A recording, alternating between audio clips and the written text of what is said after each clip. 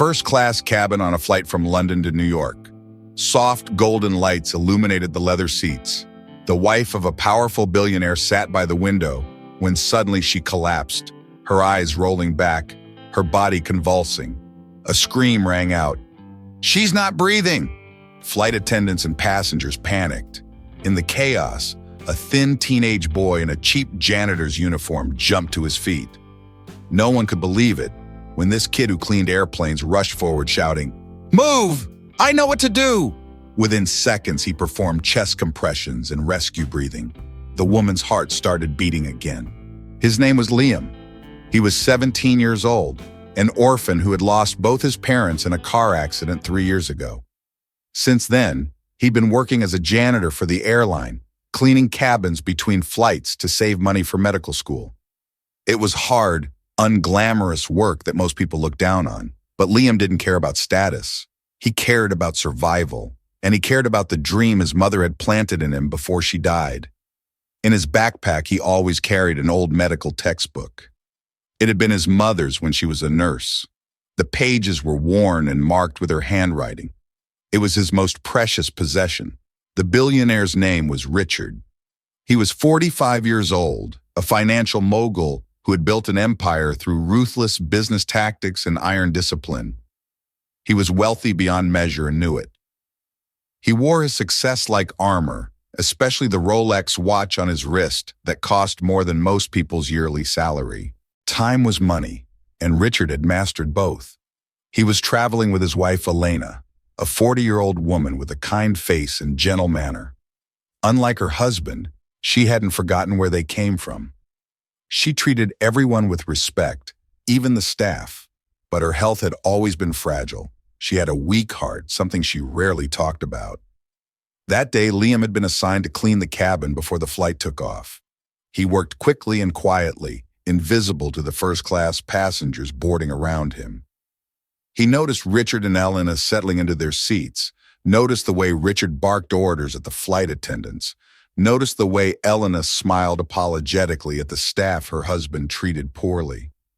Liam finished his work and was heading to his jump seat in the back when it happened. Elena suddenly gasped. Her hand flew to her chest. Richard looked over, irritated at first, then alarmed. "Elena, what's wrong?" She tried to speak but couldn't, but her eyes went wide with terror. Then she slumped forward, unconscious. Richard's face went white. "Elena, someone help!" Flight attendants rushed over. Passengers stood up, craning to see. Everyone was shouting, calling for a doctor, asking if anyone had medical training. From the back of the plane, Liam heard the commotion. He pushed through the crowd and saw Elena collapsed in her seat, her lips turning blue. Without thinking, he ran forward. "I can help," he shouted. Richard spun around and saw a skinny teenager in a janitor's uniform. "Get back! We need a real doctor!" Liam's voice was desperate and firm. "There's no time. If we wait, she'll die." He pushed past Richard and checked Elena's pulse. Nothing. She wasn't breathing. Her heart had stopped. "Move!" Liam commanded the flight attendants. He pulled Elena from her seat and laid her flat on the floor. His hands trembled, but his mind was clear. Everything his mother had taught him came flooding back. All those nights studying her medical textbook. All those hours practicing on mannequins at the library. He positioned his hands on Elena's chest and began compressions.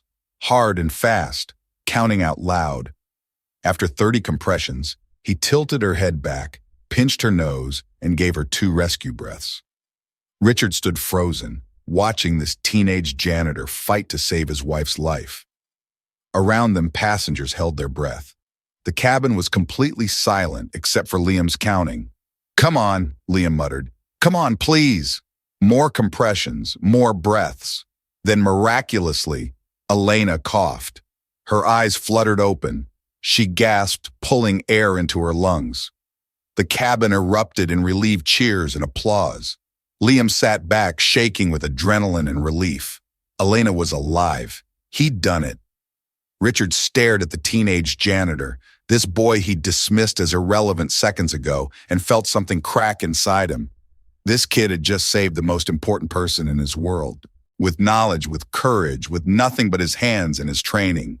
Richard's wealth, his power, his connections, all of it had been useless. But this poor orphan janitor had been everything. Real life, Mark. Richard stood there in shock, realizing for the first time in years that power means nothing when you can't save the person you love. A teenage janitor had just taught him the most important lesson of his life. The plane made an emergency landing at the nearest airport. Paramedics rushed on board and took Elena to the hospital. Richard went with her, barking orders at his assistants, making calls to ensure his wife got the best care money could buy. In all the chaos, Liam quietly returned to his work. He gathered his cleaning supplies and prepared to disembark with the rest of the crew. No one thanked him. No one asked his name. He just saved a woman's life, and within minutes, he was invisible again. But at the hospital, the doctors told Richard something that changed everything. "Your wife suffered sudden cardiac arrest," the lead physician explained. "Without immediate CPR, she would have died within minutes. The person who helped her on the plane saved her life. Who was it?" Richard realized he didn't know. He didn't even know the boy's name. Shame washed over him. This teenager had saved Elena, and Richard hadn't even thanked him properly. Richard made calls. He used his connections, his resources, his influence. Within an hour, he had Liam's full name, employment records, and contact information. Liam Mitchell, 17 years old, orphan, working as a junior janitor to save money for college.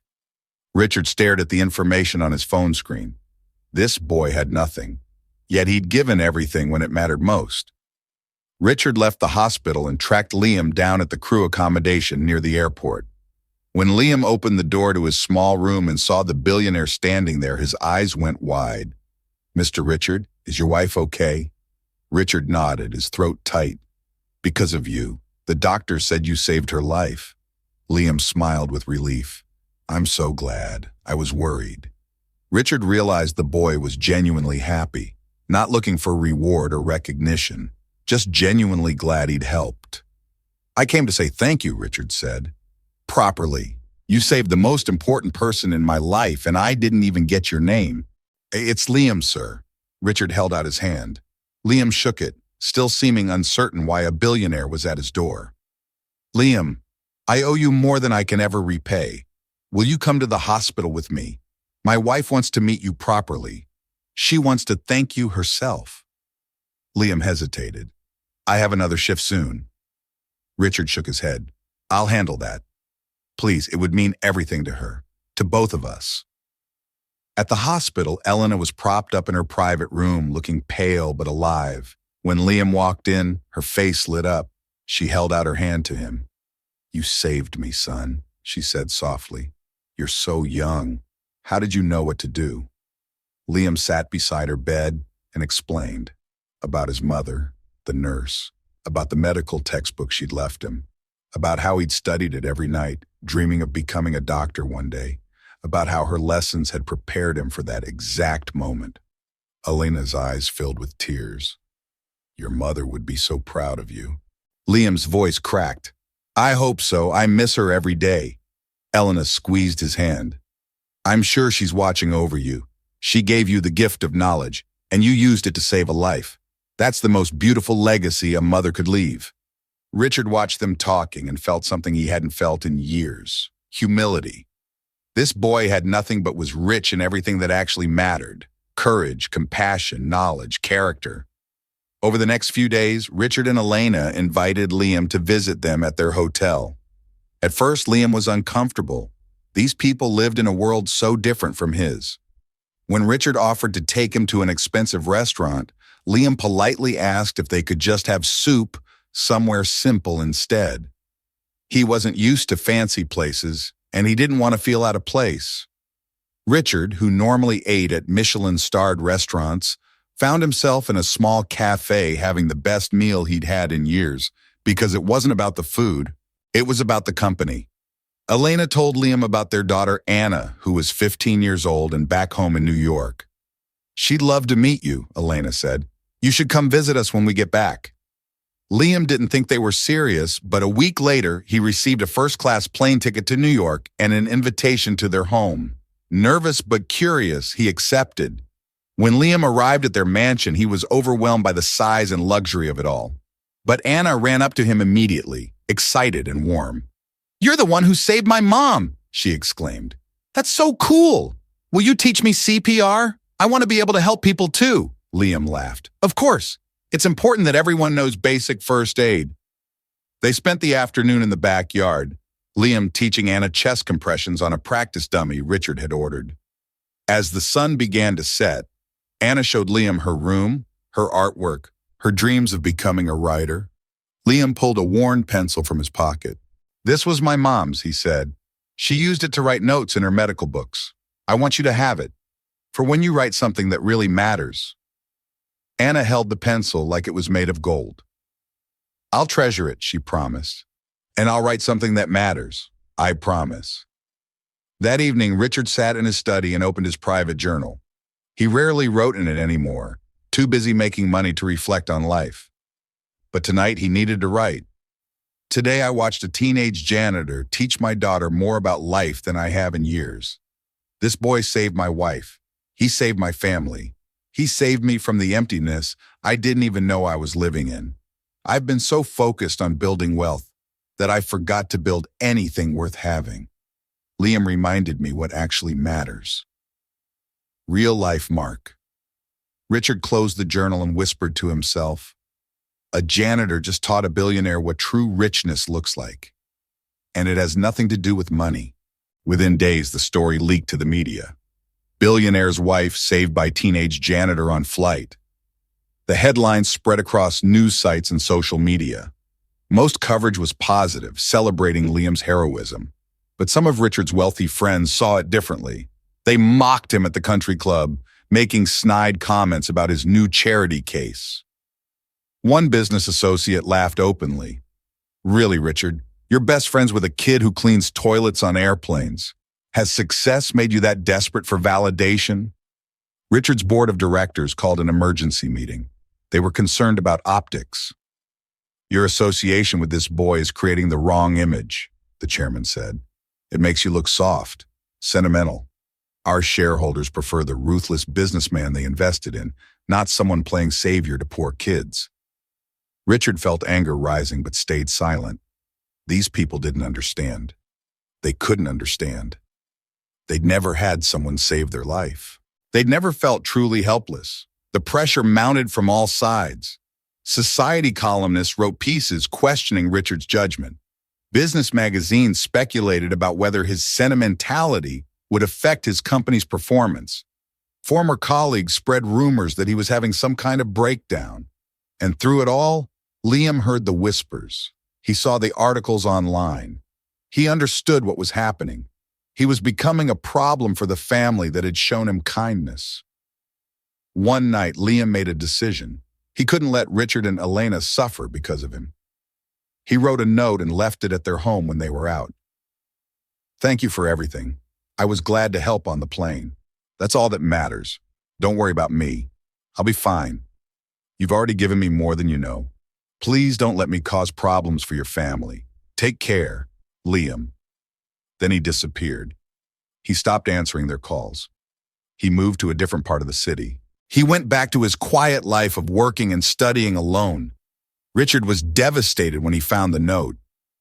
"He thinks he's a burden," he told Elena. "He thinks he's causing us problems, so he left to protect us." Elena was crying. "We have to find him.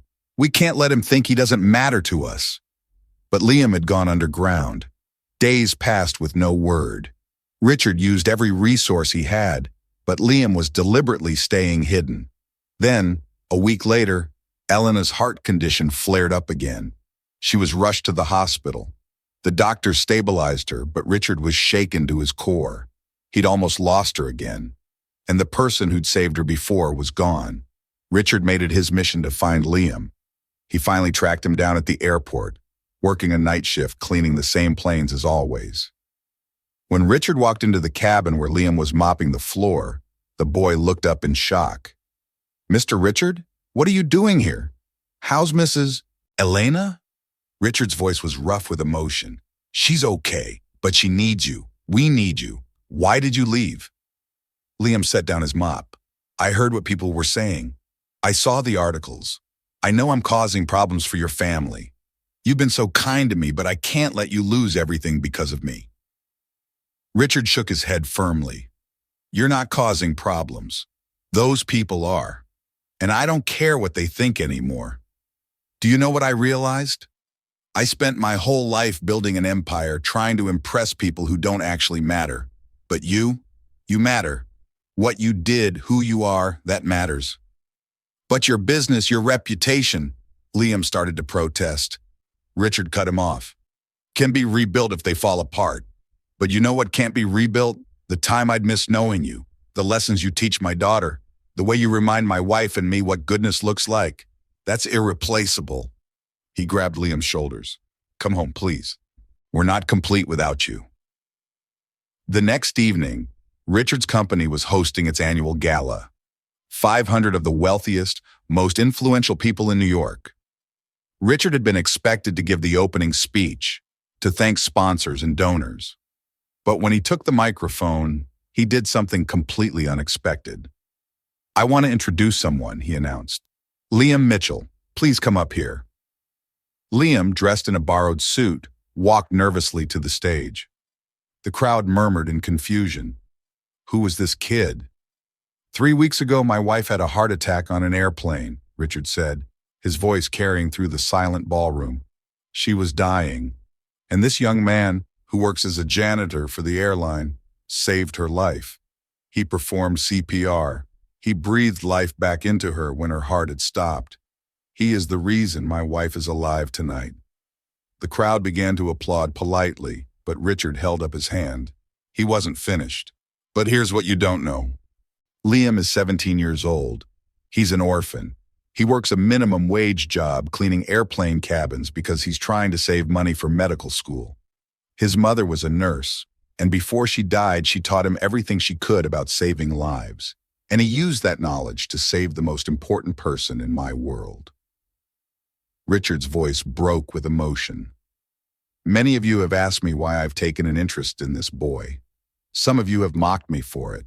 So let me be clear. He turned to Liam and placed a hand on his shoulder. This boy is not just a janitor. He's not just someone I'm helping out of gratitude. He's family. He's shown me and my wife and my daughter what true character looks like, what courage looks like, what love looks like. And from this moment forward, Liam is part of our family.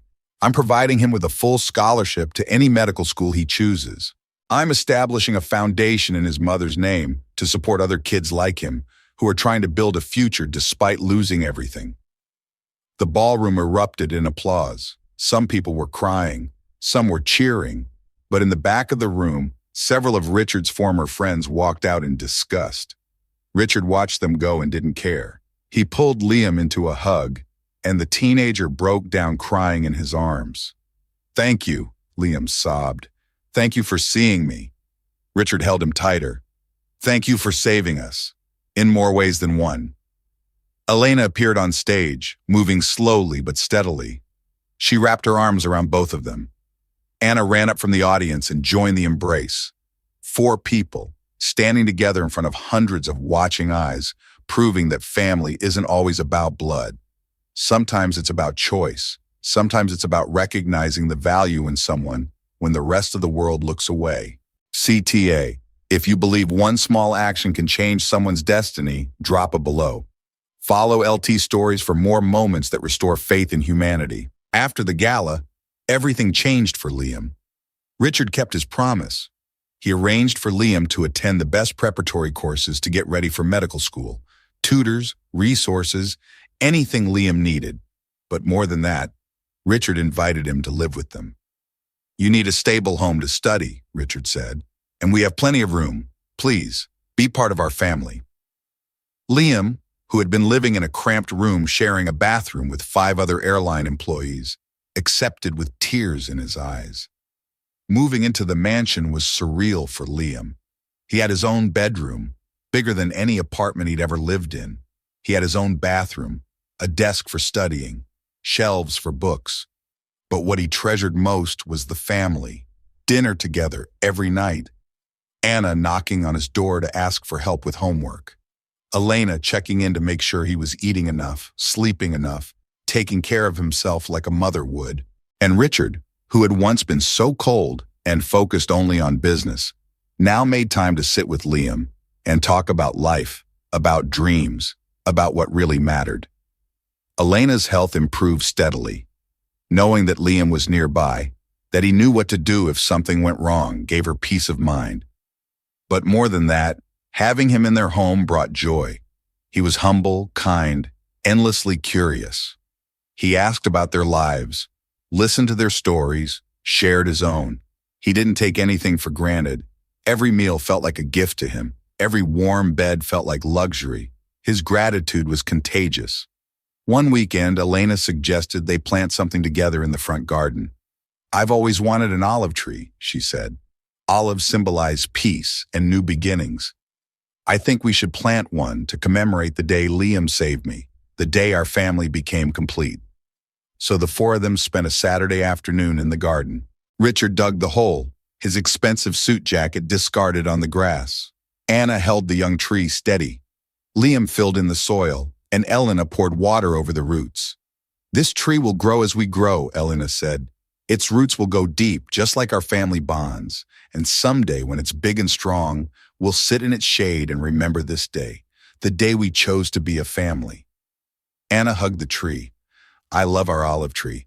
I'm going to come out here every day and talk to it." Liam smiled. "Trees like that, they grow better when people care about them." Richard put his arm around his wife and looked at the two teenagers. "We all grow better when people care about us." That evening, Richard did something symbolic. He removed his Rolex, the gold watch he'd worn for 15 years, as a badge of his success. He placed it in a drawer. Then he put on a simple, inexpensive watch that Liam had given him. It had cost maybe $20, but Liam had saved up to buy it. "So you always have time for what matters," Liam had said shyly when giving it to him. Richard wore it now with more pride than he'd ever felt wearing the Rolex. Anna and Liam developed a close sibling relationship. She taught him about art and writing. He taught her about science and medicine. They studied together, joked together, supported each other. One afternoon, Richard found them in the backyard throwing a football. Anna was laughing so hard she could barely catch the ball. Liam was grinning from ear to ear. Richard stood at the window and watched, his chest tight with emotion. He'd given Anna everything money could buy, but he'd never given her this. A brother, a friend, someone close to her age who genuinely cared about her. The foundation Richard established in honor of Liam's mother began to take shape. They called it the Sarah Mitchell Foundation, after Liam's mom. Its mission was to provide scholarships and support for orphaned teenagers who wanted to pursue careers in healthcare. Liam was heavily involved in the planning, sharing his story, helping to design programs that would actually help kids like him. The first year, they supported 50 students. Richard's goal was to support 500 within 5 years. One evening, the four of them sat together in the living room. No television, no phones, just talking. Anna asked Liam about his plans for medical school. "I want to be an emergency room doctor," Liam said. "I want to be there for people in their worst moments. I want to save lives like my mom did, like I was able to do for your mom." Elena reached over and took his hand. "You already are saving lives, sweetheart. Every day you save me. You saved this family. You saved your dad from becoming someone he didn't want to be." Richard nodded. "She's right. I was so focused on making money that I forgot to make a life worth living. You reminded me what matters. Family, love, using what you have to help others. Those are the things that make a life meaningful." He looked at Liam seriously. "I know I'm not your biological father. I know I can never replace your parents. But if you'll let me, I'd like to be a father to you in whatever way you need." Liam's eyes filled with tears. "I'd like that. I've missed having a dad." Richard pulled him into a hug. "Well, you've got one now, and you're stuck with me." They all laughed through their tears. Anna piled on, hugging both of them. Elena wrapped her arms around all three of them. A family, chosen rather than born, but no less real, no less permanent, no less loved. CTA. If you believe happiness can bloom from humility and kindness, press like and follow LT Stories. Share this with someone who needs to believe in second chances. A year passed. The olive tree in the front garden grew strong and healthy. Liam excelled in his preparatory courses and was accepted to medical school with a full scholarship. Anna flourished, becoming more confident and compassionate. Elena's health remained stable, and Richard transformed from a ruthless businessman into a man who measured success by the happiness of his family. One evening, Liam was studying in his room when he pulled out his mother's old medical textbook. He'd been accepted to medical school. He was going to become a doctor, just like she'd hoped. He opened the front cover where she'd written her name years ago, and below it, with a shaking hand, he wrote, "I found a family when I only hoped to find a future. Thank you, Mom, for teaching me to save lives, and thank you for leading me to people who saved mine." The next day was Anna's 16th birthday. The family celebrated with a small party in the garden, under the olive tree that had grown so much in just a year. As the sun began to set, painting the sky in shades of orange and pink, Richard gathered everyone together. "I have something to say," he announced. He looked at Liam. "A year ago, you saved my wife's life. You gave me back the person I love most in this world. But you gave me something even greater. You gave me a son. You gave Anna a brother. You gave us a family we didn't know we were missing." He pulled out an envelope and handed it to Liam. "I've had legal papers drawn up. If you're willing, I'd like to adopt you officially. I want you to be a Mitchell, not just in our hearts, but legally, permanently, forever." Liam opened the envelope with trembling hands. Inside were adoption papers, already signed by Richard and Elena. All that was missing was his signature. Tears streamed down his face. "You really want to adopt me?" he whispered. "You really want me to be your son?" Elena stepped forward and cupped his face in her hands. "Sweetheart, you already are our son. You've been our son since the day you refused to let me die. This just makes it official." Anna bounced excitedly. "Say yes, say yes. I want you to be my real brother." Liam looked around at these three people who had changed his life, who had seen value in him when he was just a janitor, who had given him not just opportunity, but love. He nodded through his tears. "Yes, I want to be part of this family. I want to be your son." Richard pulled him into a fierce hug. "Welcome home, son. Welcome to the Mitchell family." They signed the papers right there in the garden, under the olive tree, as the sun set and stars began to appear. When it was done, Liam officially had a family again. A father, a mother, a sister. People who chose him. People who loved him. That night, the four of them sat together under the branches of the olive tree they'd planted. The air was warm and perfect. Anna leaned her head on Liam's shoulder.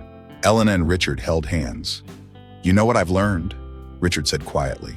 "Real wealth isn't measured in bank accounts or properties or investments. It's measured in moments like this, in people you love who love you back, in bonds that can't be broken. I spent 45 years building a fortune, but it took a 17-year-old janitor to teach me what being rich actually means." Liam smiled.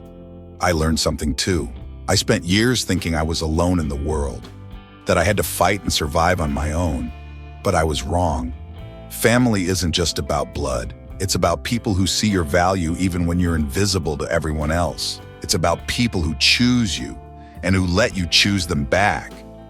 Elena looked up at the stars. "Your mother is watching, Liam, and she's so proud of you, proud of the man you're becoming, proud of the lives you'll save, proud that you found people who love you the way you deserve." The mansion gate stood open, welcoming. Inside, lights glowed warmly in every window. In the garden, an olive tree grew strong, its leaves rustling in the evening breeze. And four people, who had found each other in the most unexpected way, sat together, no longer strangers, no longer alone. A family, chosen, formed, and loved beyond measure. CTA, if you believe kindness can create family, follow LT Stories for more healing tales. Like and share if this touched your heart. Real family chooses you.